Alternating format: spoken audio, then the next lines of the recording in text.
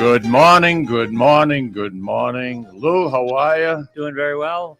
Glad to see some sun for a change. Yeah. This week has been a long process. I mean, this darkness and dismal weather kind of bites a little bit. I have to say one thing. You know, the foliage this year, Lou, to me, it's been like a non-event. It's quite muted. You might see one or two trees that really have some bounce to them. But I think that the foliage this year really, and it could have been because of the drought. I don't know. You know this guy that's sitting next to me over here on this guy? No. Oh, let me tell you, he's quite a character. So be careful, all right? Because he's got an answer for everything you say. I'm going to tell you that right now. Joe Gatto, everybody. He's host from Scratch. From Scratch is a show that's taken off like crazy and opened up a lot of opportunities for you, Joseph. Right? Well, yes. Well, thanks for having me, guys. I really appreciate it. And I love the new logo. Yeah, well, we kind of changed things up a little bit. I hadn't seen that. At first I thought it was like a new Italian flavor of Campbell's soup.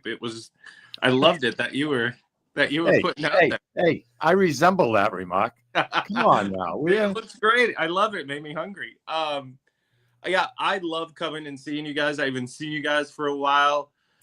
You just keep looking sexier, my friend. You just keep getting younger. Yeah. I'm getting older than dirt, pal. Let me tell you. It's amazing how age and it creeps up on you, and it seems the older you get, Joe, the faster time goes by. And it doesn't seem fair. I think the older you get, Louis, you should go slower, not faster. You would think. But I mean, not the way it works. Creepers. One day it's Monday, next minute it's Thursday. One day it's July, and the next day it's October. Yeah, that's true. That's true. I got a little blindsided today, Joe. The wind isn't as bad as it has been for the last couple of days. But for some reason, I parked my car in the parking lot here this morning, and I was halfway into the studio. Was your spot open? I was in the middle of nowhere. I had no place to hide. Okay. I got hit with this gust of wind. It broke my hair. And this place, there's no green room, Joe. No green room. No place that I could go, sit down, comb my hair, do this, do that. I just had to come in. And you know something? What I did was I turned around real quick and I walked backwards and I kind of pushed it back the way it's supposed to be. But I don't like when my hair gets broken. It really kind of pisses me off. You solved it. You solved it. It was like, nature's green room. I like it.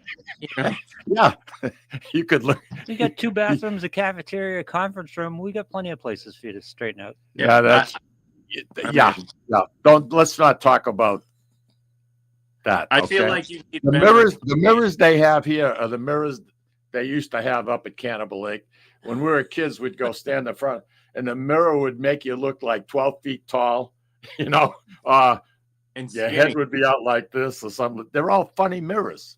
You don't get the true image. At least I hope you don't.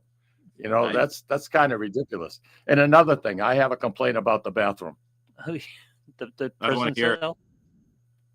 Well, let me tell you. Which one? The prison? I have never seen a toilet bowl so low to the ground as this. I'm 6'2".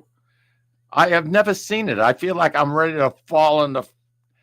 It's ridiculous. What can you do to fix that? Me, I can't do anything to fix that. But you make suggestions, and you've been here long enough that everybody listens when you talk. No, it's the exact opposite. opposite. Can we please have a nice high boy? Something up nice. It's the exact opposite. Nobody listens to me anymore. If I want something, I get a guest to ask for it. That good, huh? Yep. Joe, your show is on Pluto, right?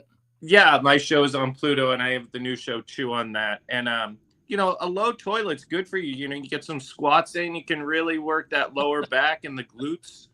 It's good. It's a healthy thing, right? I mean, but a star. That's not what I think about. I think I'm going to land right on the floor. That's what I think. You just hold yourself up there and you're getting your workout at the same time. It's healthy. I mean, a star of your caliber should be having a better green room anyway. So I'll talk to someone. I'm a guest, right? You know what I watched on Pluto for a while? What's that? Baywatch. Oh, yeah. They have a Baywatch. They actually have it on regular TV once in a while. Yeah. Boy, that They got some Anderson, great vintage that girl channels. Anderson. Oof. Oh no, they were better than that, but yeah. You think so? Oh yeah. I've never seen that show. You've never seen Baywatch? No, I'm aware of it, but I've never watched an episode of it. It's on Pluto. They got their own channel. Go check it out.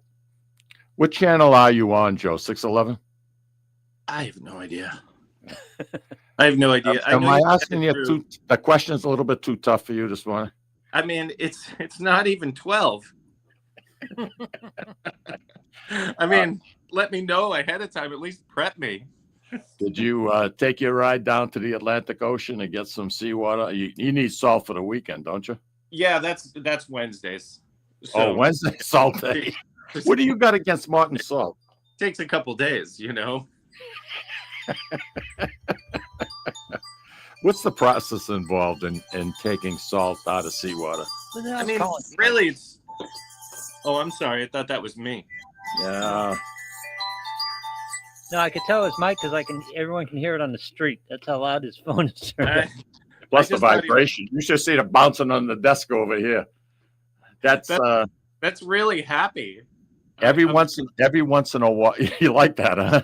Every once in a while, I'll come on and I go to turn the volume off. Sometimes I forget. And today I was running a little late, so I forgot. And I have a couple of people think it's funny. They'll always call me while I'm on the air. You know, friends of mine. They think it's hilarious, you know. No, Mike's got this alarm. It's a hooting owl. Yes, it is. And I can hear him coming up the stairs. It's turned up so loud. And it's always going on. You can't hear me coming up the stairs. Yes, I can. You know, one thing that comes with age, you're hearing. My right ear is awful. I drive Louis crazy. The key word is, huh? What did you say? Huh? What did you say? And that's most annoying because I remember when I had relatives or somebody that was having trouble with hearing, and it can drive people crazy. So I've been experimenting with different hearing aids, and I'm not exactly comfortable, and I don't know exactly what I want, but I figured I'd try them first, you know, and just experiment. And you know, when I come in here, if I put this kind of a headset on and you got a hearing aid, you'll get sometimes a buzz that drives me crazy. So I figure if I'm going to annoy anybody at all, it's going to be Lou. So I don't wear it. So when he tries to communicate with me, it's like repeat, repeat, repeat. I just walk in the room. I just at this point. That's it. Now he just stands up, comes around, whispers in my ear sweet nothings, and we go from there. I didn't hear a word you said. I'm sorry. Did you deal with in comedy before you got into this gig? It's always been a piece of what I do. You know, I wrote comedy. I still do, working on, you know, I have a new script. Yeah. So I'm always working in comedy. It's just a piece of me. You know, I love that part of life. I love laughing. My kids all love it too, you know, and I especially love laughing at them. That's probably my favorite thing, you know, and just listening to you talk, I just love, that makes me laugh as well. I loved when you started out the conversation, like, and you're just so mad at the foliage. Like, that is to me the ultimate star, right? It's like Frank Sinatra. It's like, can someone fix this foliage for me? This is not how I see the foliage. I want this foliage bright and popping when I come down this road. Ninga. Well, I kind of, you know, I live in somewhat of a rural area. And, you know, usually by this time, everything is spectacular. I mean, I still have plants on my deck that I haven't protected yet. They're blooming like crazy. I just had a clematis yesterday open up. A clematis. I'm sorry? On my clematis, I said. Right. I think you should go to the doctor for that. You know, I don't even know why I bother. You know, why do you bring me? It's a vine that I have that grows on the pool fence. Has it come to fruitation yet? Oh, that's a good question. Right now, he's like, why do I ask Joe to come on? Yeah, really. I don't know. No, they're beautiful flowers, and I have like maybe 16 different ones in the pool area. So they bloom all year long, Lou. Yep.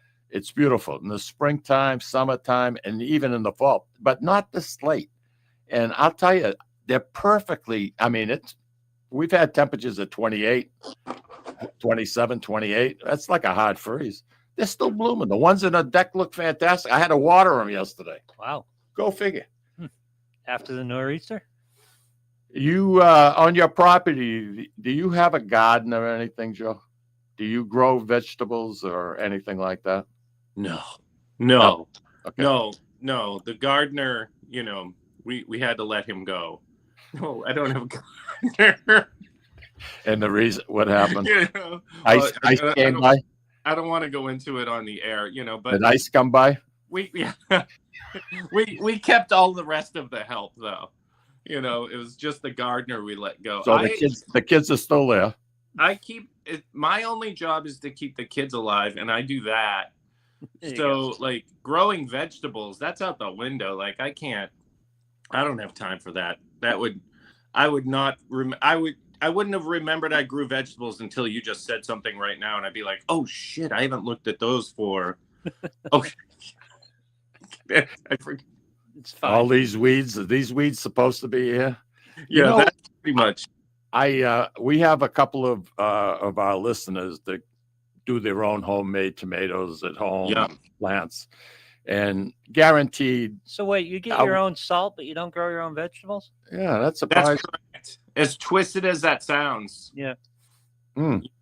I'll grind flour, but growing a cucumber, it's just never been my thing. My wife will throw some stuff out into the garden, and then we'll have random like one massive cucumber and then one tiny little cucumber. Those will come in the house occasionally that I'm supposed to do something with. But other than that, herbs? Yeah, No rosemary, no basil, no nothing? No, we haven't had. The only thing that constantly grows in our backyard is we grew mint one year, and it's like the most invasive thing of all time. And now the backyard's just like Wrigley Field. That's funny. That's fun. One thing about mint, every time I'd walk by it, I'd have to take a couple of leaves and I rub my hands over it, and it smells so good. It does smell. And I like lamb, so I use it as part of my marinade, and it's the best lemon skin, the juice of the lemons, and mint, a little bit of extra virgin olive oil. Man, you got it made. You got it made. You really do.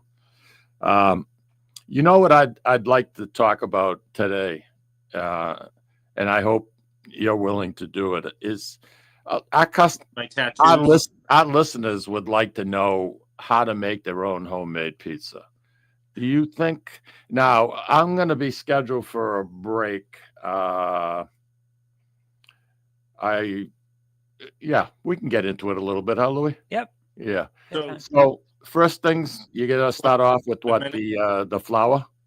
Yeah, I mean, pizza's all based on a couple things, right? Mostly is your dough. If you're buying your dough, don't do that because it's wrong and it makes me cry inside like a clown. But you want to be making your own dough because it's a very simple process. The key to making dough is that you just need some time, right? Because you're still working with just a couple of ingredients. You have flour, you have water, we have yeast and some salt. Very easy. And the whole key is that we're making the dough, we're letting it rise for 24 hours. So it's, developing, it's fermenting, and it's getting flavor, and it's rising, building structure. Then you're punching that down, you're putting it into your fridge for another 24 to 48 hours, depending. So you have a lot of fermentation, but you're not getting the rise. So you have this perfect pizza dough ready to go. You make it in big batches so you can freeze it. Then pizza sauce, if you're buying your pizza sauce, just refer back to what I said about buying your pizza dough. Okay? Because pizza sauce is the easiest thing in the world. Why? Because you don't cook pizza sauce. It's not marinara. You want it fresh. You never cook pizza sauce. We want to use high quality San Marzanos or something like that. Okay, I just want to back up a little bit from step number one is the flour and making the dough. Yeah. What's exactly involved in that? That's probably where I want to. I'd like to mess around with it. And the oven, I see pizza ovens in Italy that are 900 degrees. I mean, my oven barely goes, I think it's 550 or 600. Which is perfect. A home oven, you can replicate that kind of thing in a home oven. A great little tool you can get is called the baking steel. That's something I use. It's a piece of steel. It's my buddy Andrus's company. It's very easy to find. They ship them to you. And it holds the heat, right? So when you make the dough and it's not a stone. No, stones are the worst for making, because it fluctuates. The temp goes all over the place. And that's the worst thing that can happen to a pizza, fluctuation in temperature. When you slide that pizza onto a stone, it drops temperature, which is the worst thing that can happen because we want oven springs. So when we slide that dough on, right, we want this. What's happening is, since there's a lot of hydration in the dough, is that water in the dough creates steam because of the heat. So it wants to escape. And that's how you get those big bubbles, because it can't escape and you have structured dough. So you get those nice big bubbles. And that's what we're looking for. And we do that by having something like a baking steel or a turned over baking sheet that's at 500. And then we get that nice leoparding on the bottom that we're looking for. Yeah. And that's from dough structure and making sure that your dough has done its 48 to 72 hours. It will be more hydrated. The sauce is easy, right? You're just opening can, adding salt, pepper, maybe some dried herbs if you want, some fresh garlic if you're into that. A little sugar. I am not a proponent of sugar. Typically, sugar is used to counteract the acid in tomato, which usually means that the tomatoes aren't that great a quality and you're battling the acid in it and you're trying to balance it out by using the sugar is typically why that happens. And then it becomes a staple in a recipe that's Nana sauce that's a little sweet. I don't like that. Not that it's wrong, but I'm not a fan of that, so I don't use sugar in mine. So you get San Marzano plum tomatoes and you put them in a blender? You can get crushed. It's all the same product. Yeah, but you can blend them up. I blend them. I love their tomatoes. Oh, my God. Oh. I don't like huge chunks in my pizza sauce. I like it in my marinara, but not my pizza sauce. So I use the stick blender typically. And then, you can use whatever cheese you want. Just make sure it's high quality and it's not pre-shredded, because pre-shredded typically has something that's put on it. So the pieces of shreds don't stick to each other. Yeah. So I don't like a pre-shredded. I actually pull mozzarella, and that's one of my. You make your own mozzarella? Correct. That's something that we do. Where do you get the curds? Where do you get the cheese curds? It's a company that sends them to me called Caputo. And Caputo Brothers. They're outstanding. Yeah. They said I get curd from them. There's a couple different sources I have for curd, and we do this. Is it frozen, Joe? Say it again. Is it frozen? No, but you can freeze curd. It freezes very well. It'll stay a year or so. Yeah. And pulling fresh mozz makes all the difference. I just did this last night in my pizza class in Boston, and when you pull the fresh mozz, you get what a pizza is supposed to be. A pizza is supposed to be high quality ingredients, very simple though, right? A simple dough that it's not flavored or anything. It's just done correctly. So it's crispy and chewy. A nice fresh tomato sauce, right? Not tons of flavors, not overcooked, not homogenized, fresh. And then you get that creamy cheese and maybe some fresh basil. So you get that ultimate bite. Right? It's not supposed to be tons of ingredients. You can put on whatever you want. That's totally fine. But that's the idea behind pizza. The original idea is fresh ingredients done correctly. I think the thing that intimidates... Well, that's Italian cooking in general, isn't it? That just describes Italian cooking. Yeah, I think that's kind of all cooking in my mind. Yeah. I think the thing that bothers me is the dough, making the dough from scratch. I mean, in my house growing up, my mother, even though, it was the 50s, because I was born in 45, and she went to work right away, they would go to Tripoli Bakery here in Lawrence and get some dough. Fisicelli's back then was making bread, get some dough. And the pizza was absolutely to die for. And I don't know if she pulled her own mozzarella. I don't know that, but it was so special. I'd like to get back into it a little bit, to be honest with you. That's why I was asking you about the dough. And the flour should be what, 0-0? You don't have to use double zeros. I mean, you'll get a little bit of a smoother dough, but you don't have to use double zeros. It's just, I like it when it's airy. yeah, then, you can use double zeros. I get a great product from just AP flour, just really good, high quality AP flour. And then sometimes I grind flour for it, but it will be a half and half where I'll grind the flour and use regular flour because you get a little bit of a richer dough that way. I don't do that every time, but it is fun to experiment with it. And making pizza dough is one of the easiest things in the world, and it's great thing to share with people. Like my daughter loves doing it with me, and the kids because you make your own little individual pizzas, right? So you can order a pizza out, and sure, it's probably going to be pretty good, but if you're making a pizza at home, you're not building a meal, you're building a memory. And I think that's more important. Yeah, I'm inclined to agree with you 100% on that. I mean, you don't just cook. I think you create, and I think that's important to you. You put your own spin on things, and I think that's awesome. Have you've been married for a few years? I know you have 3 children. Yeah. Have you traveled to Italy at all? No, we have not gone to Italy. The food, it just gets better and better no matter what province you go to. They all have their specialties, and boy, I'll tell you that you got to like fish. Fish is a very popular food in most parts of Italy. Beef, I'd stay away from because the beef quality isn't there. Because it's so hot, it affects what the cattle are going to eat, this, that, and the other thing. But regionality matters. Oh, big time, big time. Listen, I'm going to have to take my first break. You're going to stick with me.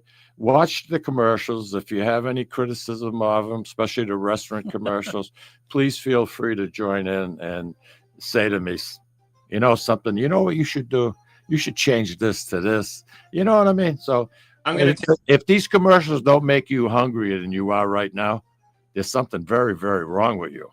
All right, I'm going to go yell at the foliage. Louis, andiamo, figlio.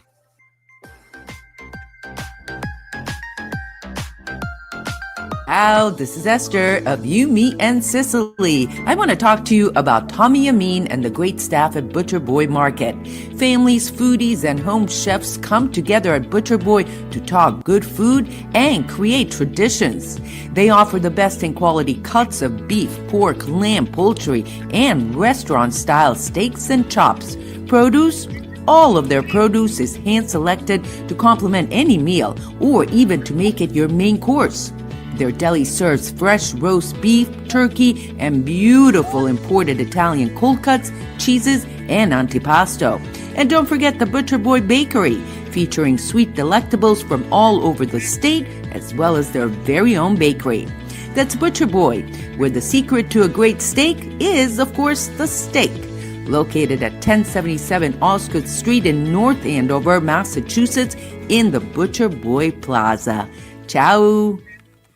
Legacy Care Law Firm provides estate planning and elder law services to people in the greater Merrimack Valley and southern New Hampshire areas with offices in North Andover and Woburn, Massachusetts, as well as Nashua and Salem, New Hampshire. Discussing family and financial matters with an attorney can be intimidating, but our goal is to help you prepare for the future as you preserve your legacy. We help clients qualify for government medical benefits and ensure their estates are preserved for their families so they don't need to worry about their estate being wiped out by high nursing home expenses. Legacy Care Law Firm attorneys are here to support your journey toward a more secure financial future.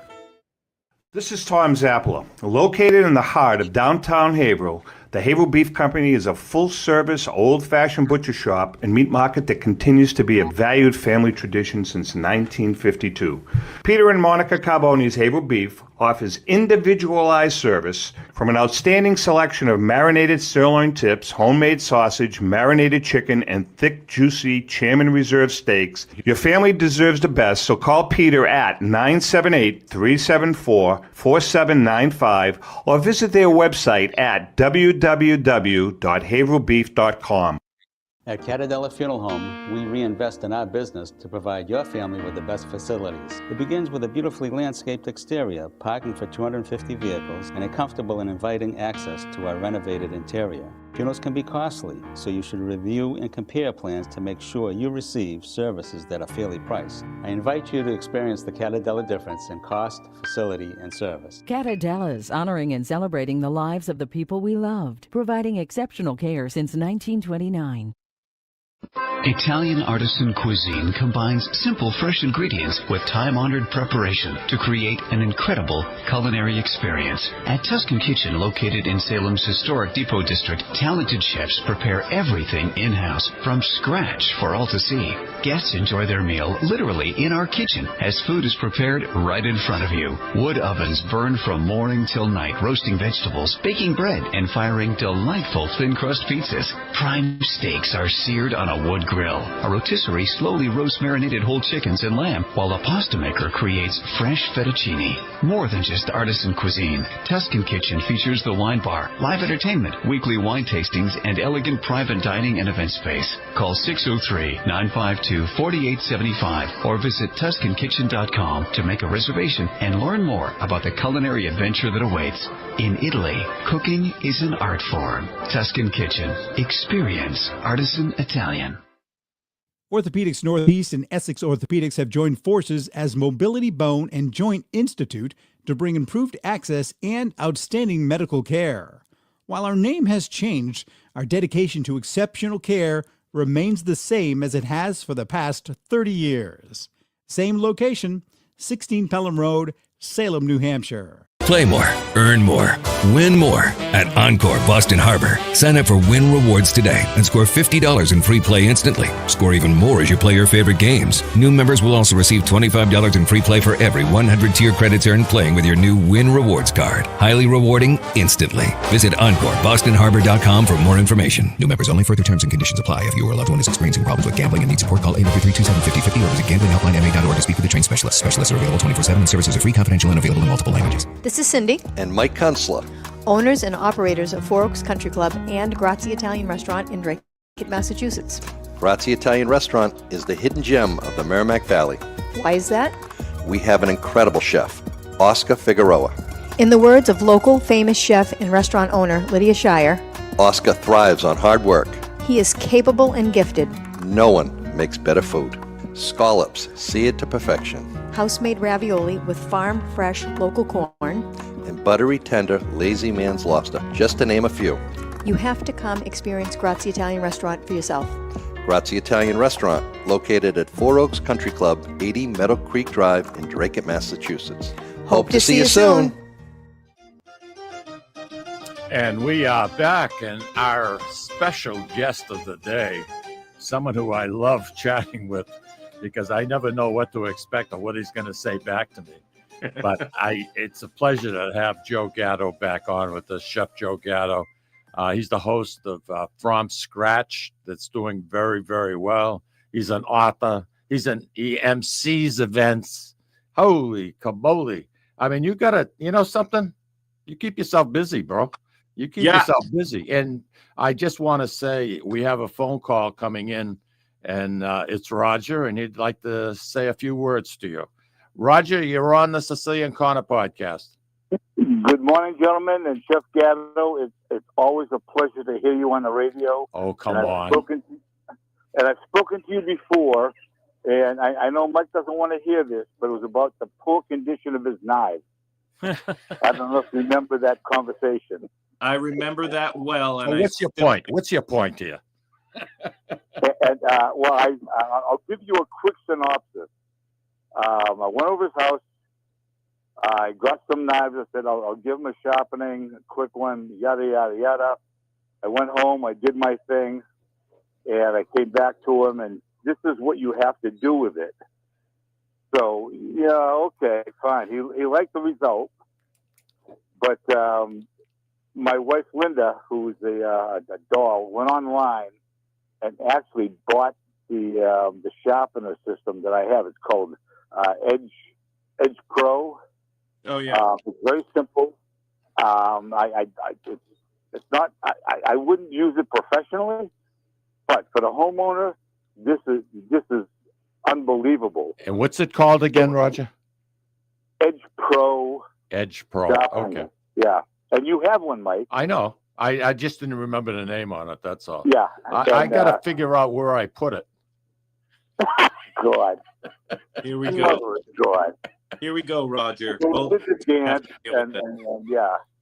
I like And a it's, steel. All right. I like a steel. I like using a and- steel to sharpen my knives. And if you look at the instructions, it says it's like a steel.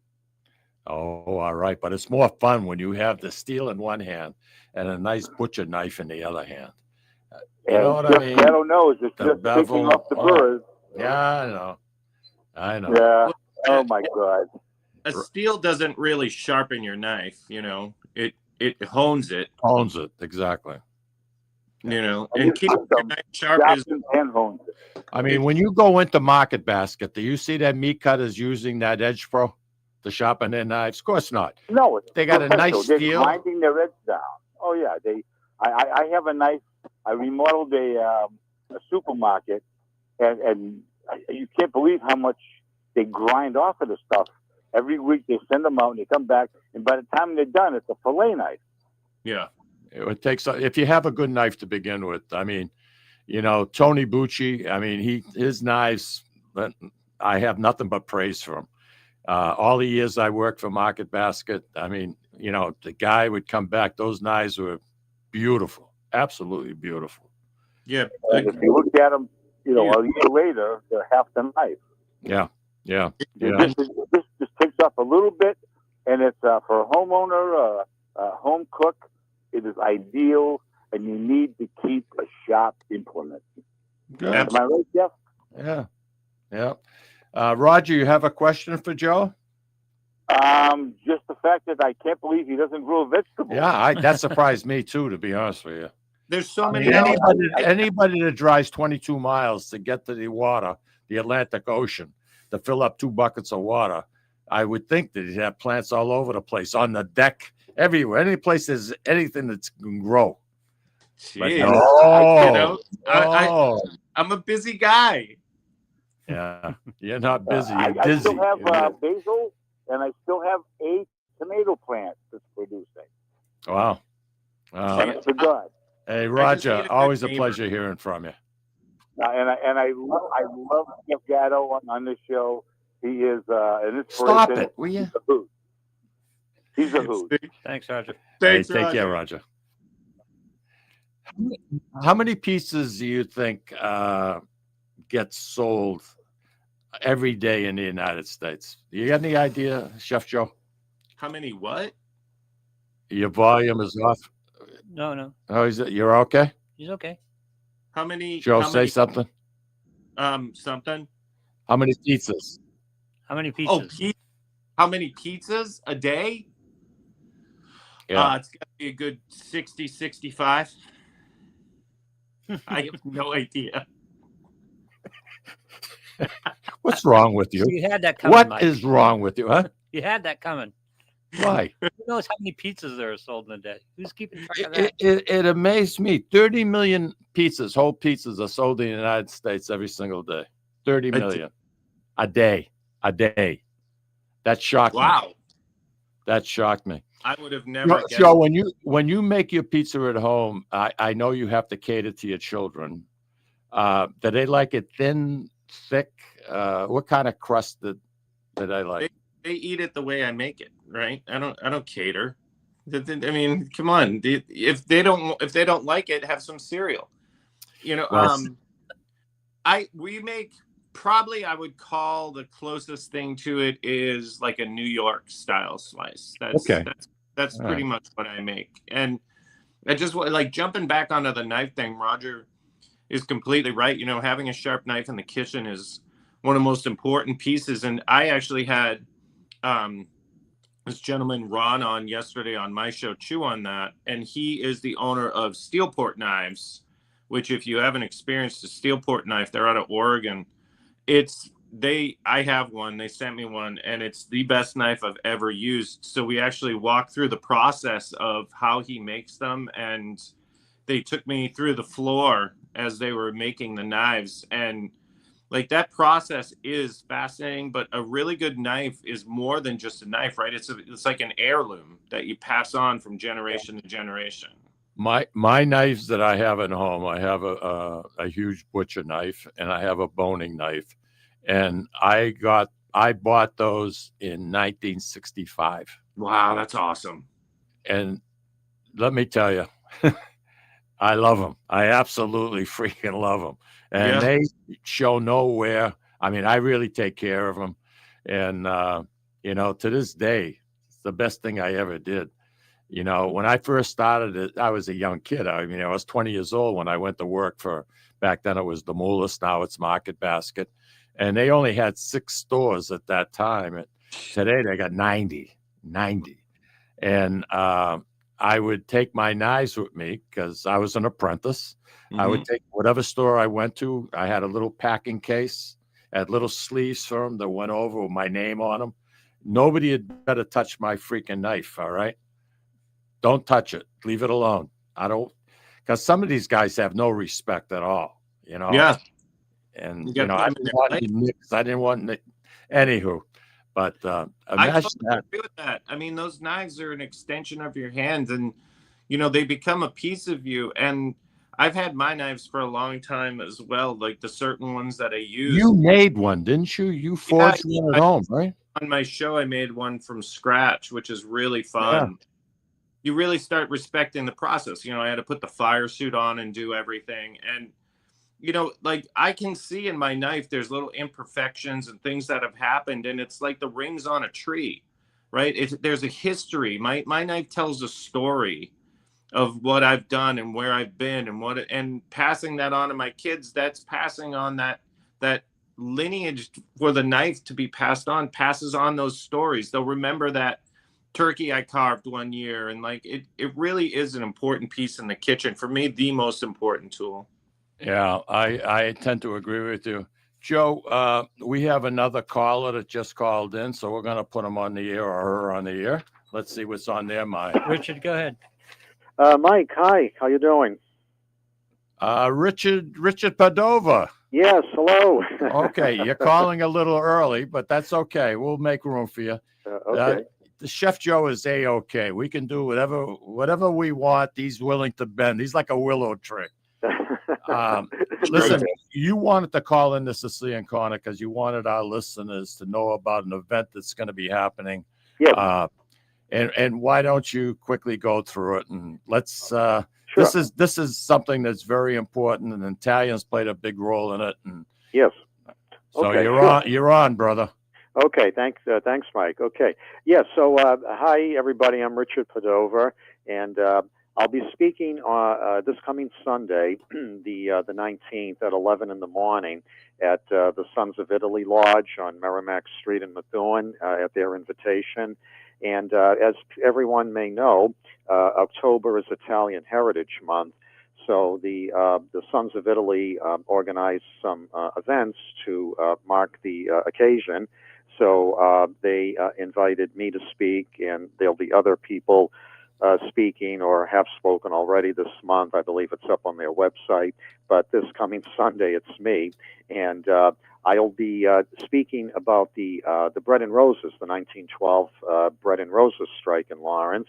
Although at the time it was known as the Great Textile Strike of 1912. Right. And yes, and I'll be talking about some of the Italians again in light of Italian Heritage Month.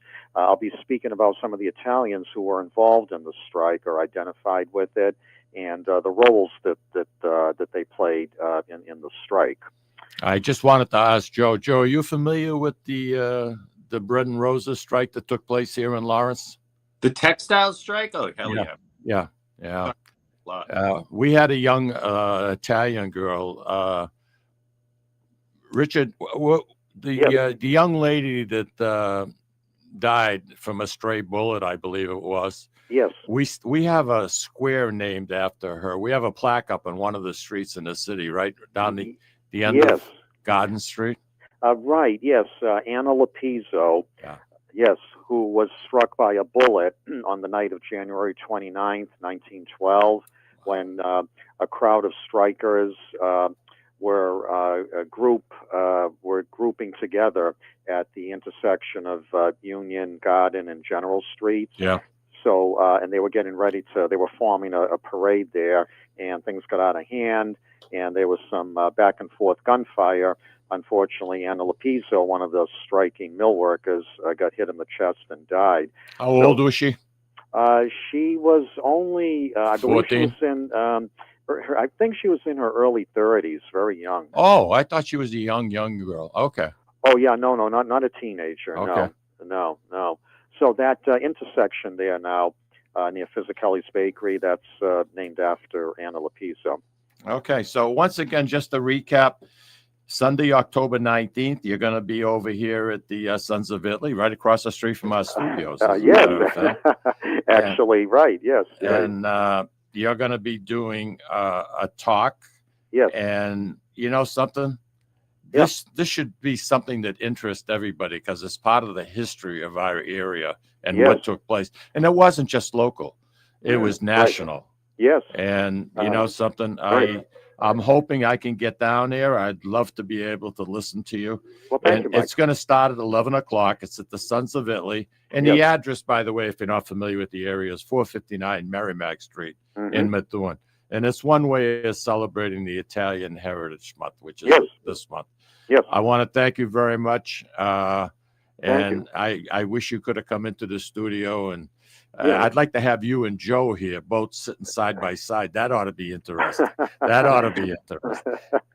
I'm sure. Listen, you have a good weekend and good luck. Thank you. Thanks a lot. I hope I can see you Sunday. Yes, hopefully. Bye-bye. Take care. Okay, you too. Bye-bye. He's a member of the Sandalfio Society, one of the societies that I belong to. And he's a professor at two colleges here in the Merrimack Valley. And history to him is so very, very important. And it should be to everybody. Listen, I have to skidoo out. We got one more commercial break, and then we're going to come back with you. We're here till noontime. All right? No more interruptions. I promise. I don't want to get you mad at me. You know what I mean? Don't get mad. Get even, baby. Get even. Look, arrivederci.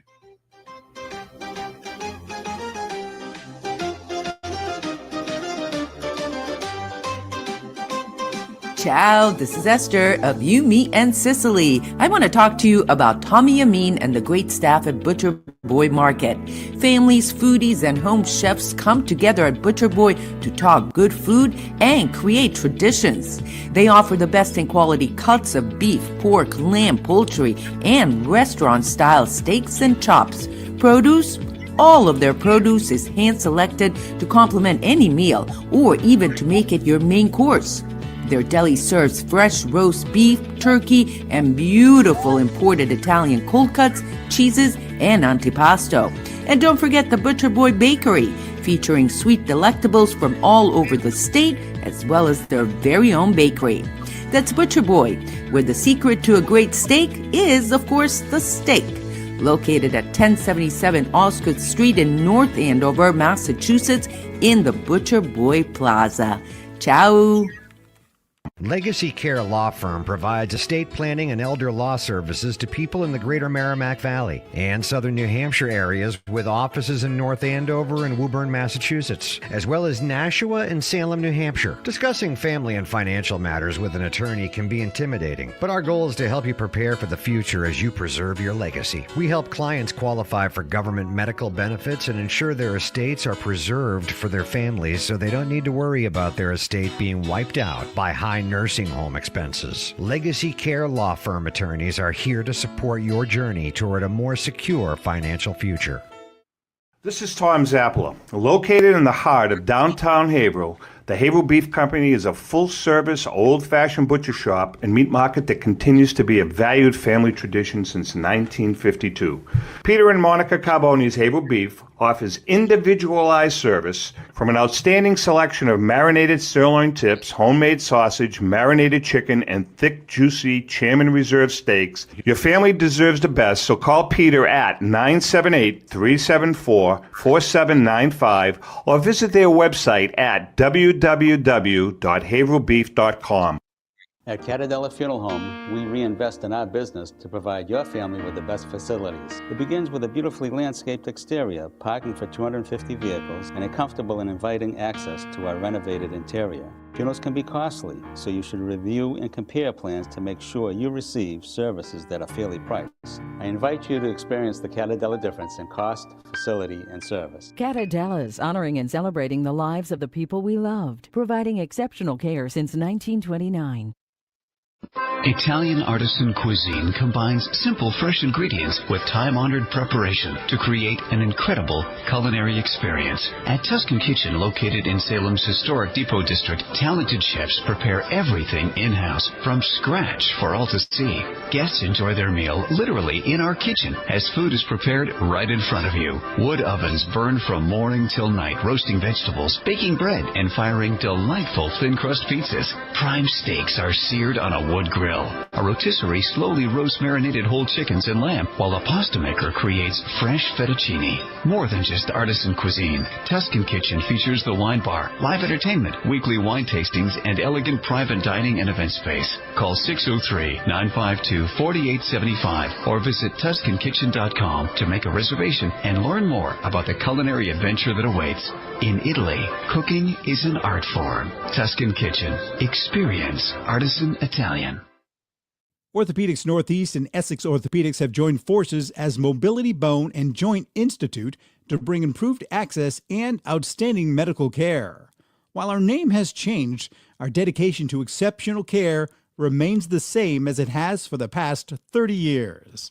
Same location, 16 Pelham Road, Salem, New Hampshire. Play more, earn more, win more at Encore Boston Harbor. Sign up for Win Rewards today and score $50 in free play instantly. Score even more as you play your favorite games. New members will also receive $25 in free play for every 100 tier credits earned playing with your new Win Rewards card. Highly rewarding instantly. Visit EncoreBostonHarbor.com for more information. New members only. Further terms and conditions apply. If you or a loved one is experiencing problems with gambling and needs support, call 833-273-5050 or visit gamblinghelplinema.org to speak with a trained specialist. Specialists are available 24/7 and services are free, confidential, and available in multiple languages. This is Cindy. And Mike Kunstler. Owners and operators of Four Oaks Country Club and Grazie Italian Restaurant in Drake, Massachusetts. Grazie Italian Restaurant is the hidden gem of the Merrimack Valley. Why is that? We have an incredible chef, Oscar Figueroa. In the words of local famous chef and restaurant owner Lydia Shire, Oscar thrives on hard work. he is capable and gifted. No one makes better food. Scallops, seared to perfection. House-made ravioli with farm-fresh local corn. And buttery tender lazy man's lobster, just to name a few. You have to come experience Grazie Italian Restaurant for yourself. Grazie Italian Restaurant, located at Four Oaks Country Club, 80 Meadow Creek Drive in Drake, Massachusetts. Hope to see you soon.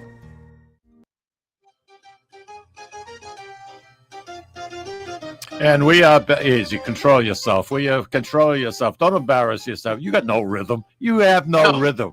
I have no rhythm. No, it's good though. I still like to try.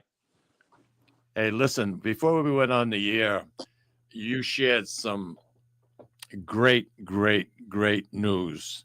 And I would like you to share with our Sicilian Corner listeners exactly what's happening in Chef Joe Gatto's life recently regarding business, regarding what you do for a living, and the shows that you do.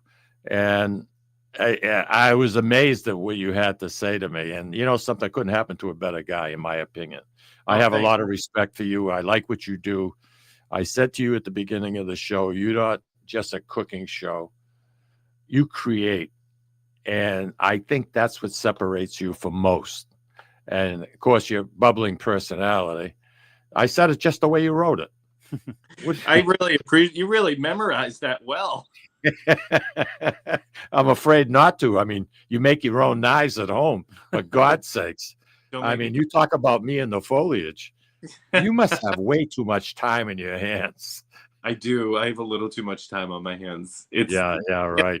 So, what's happening in your life, seriously? Because Well, I we're mean, gonna have you back on with us, and I know haven't we're been on a while, and like I have a show now where I interview people called Chew on That, and it's really kind of taken off. I have a lot you of said chew. Oh, there it is. Chew yeah, on that. there's Okay. the website for it, and I have a lot of different. I Drew Bledsoe on, and I have No a lot way. of stars on. I have Jeremy Piven from Entourage on today. I have Dee Wallace just came on from E.T. Joe Beth Williams from Poltergeist. I have a lot of Hollywood people coming on, and this little interview show is just kind of blown up, and it's on Instagram. You can find it through at Chef Joe Gatto on Instagram, because all of my stuff is on social. And it's been a really fun ride, and we just went over 5 million views, which is just kind of insane, and it's led to a lot of opportunities. I have a lot of directors on that have done a lot of big films, like Mick Garris. He's done a lot of Stephen King's stuff. He did the Stand miniseries from back in the day, did the miniseries of The Shining, Sleepwalkers, just endless amounts. And Mick came on my show, and we just really hit it off. We had a lot to talk about, because recently I made a short film, a little short horror film, and I put it on the festival circuit, and it just started winning everywhere, including Italy, France, all across the U.S. I think we just got our 11th nomination and our second best short win. And that's just led to a lot of opportunities where now I'm developing a new TV show that's going to combine my love of film and my background in film and my background in food, and put them together. That's going to be called Death for Dinner. Oh, nice. What's the name? Death for Dinner? Death for Dinner. Nice. So you'll see on my Instagram, I've been doing some fun, just kind of test runs. I haven't given away what the show is exactly, but you get a little piece of things I'm doing. So you'll see I just made chocolate razor blades, which look and wrenches, and they all look exactly like the real thing, except they're all chocolate. I'm doing you'll see today, I'm actually in the middle of making a cake that looks exactly like a brain, and just all these fun, artistic kind of pieces that we're going to use on the show. So it's really led to a lot of opportunity, and I embrace it. I love that my days are always different. I love that I've been able to really take something that I love to do and turn it into this incredible 20-year career. I've been humbled by it, and I've really enjoyed the ride, which I think is one of the most important pieces I've learned as I've got older is, goals are great, but enjoying the ride is very important. Yeah, that's the parenting lesson right there. Joe, Yeah. two questions. How good is Drew Bledsoe's wine? And if you had a host choice show where you could have any of those guests back, who's the first guest you'd invite back? Oh, that's great. I don't know if Drew's wine's any good, because I don't drink. Okay. But my understanding is that it's top notch. His wine has gotten fantastic reviews from lots of chefs that I know, and his winery has done fantastic. And Drew was a great guest. Out of all the guests I've had on, I've had some incredible guests. There's a woman, Joey Lauren Adams, from Dazed and Confused and Chasing Amy. She's been in a lot of my favorite films. And Joey and I really got along. We had a great chemistry and have become friends since. So I would say Joey was definitely one of my favorites, but Jeremy Piven's on today, and he's from Entourage, and I think he's done over 80 films working with the biggest directors in the world. So I'm looking forward to having him on.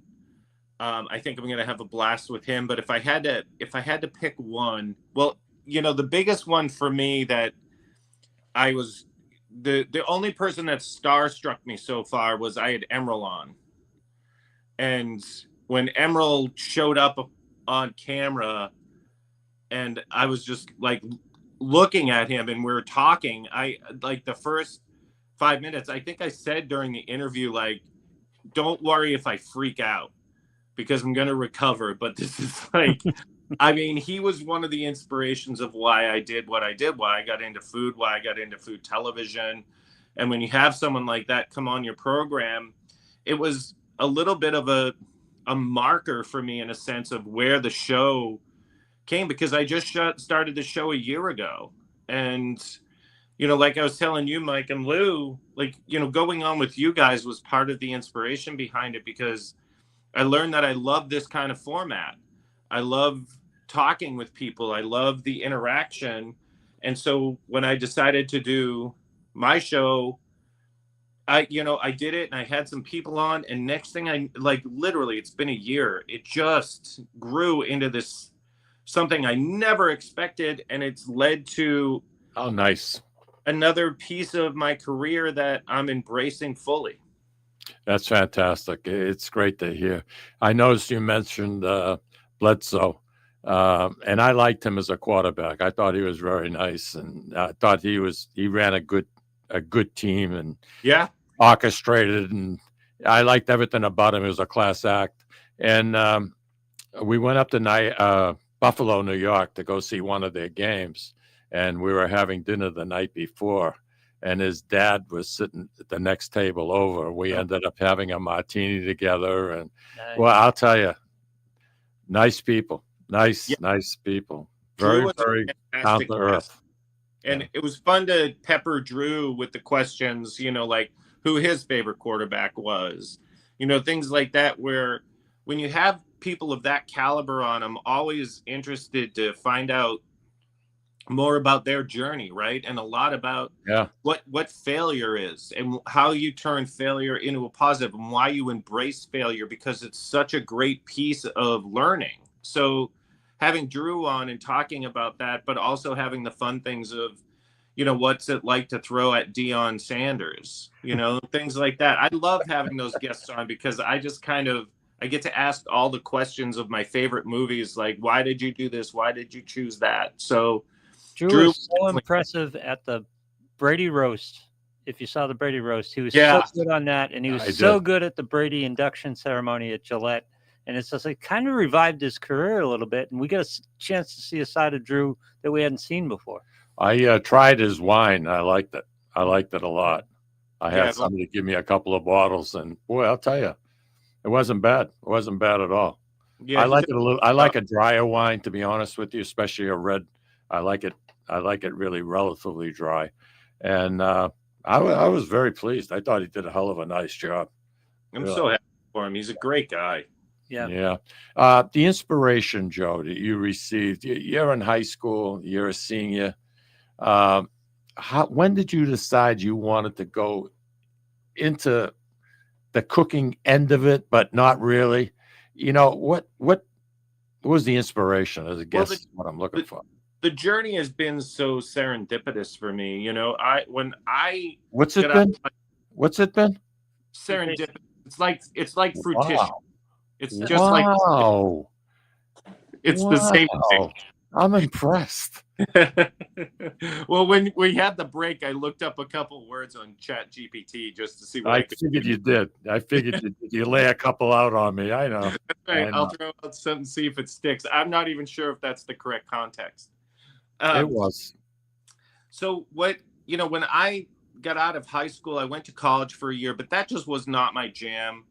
And I could never work for other people. It just wasn't my thing. So I actually moved to California and became a filmmaker. That's where it all started. So I moved to California just before I turned 21 and lived in Cal. And I got a job, I think like 6 months after being there at a production house, just kind of running cable and things like that. And then within a year, I was shooting commercials and writing.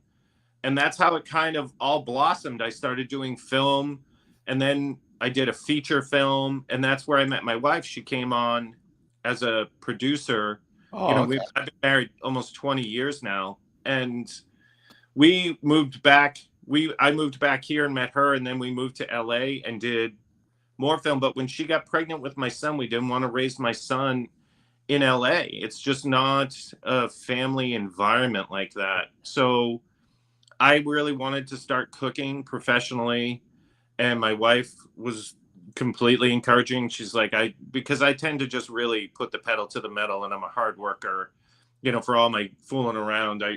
I really work hard at whatever I'm doing, and I really, why? Because you enjoy it.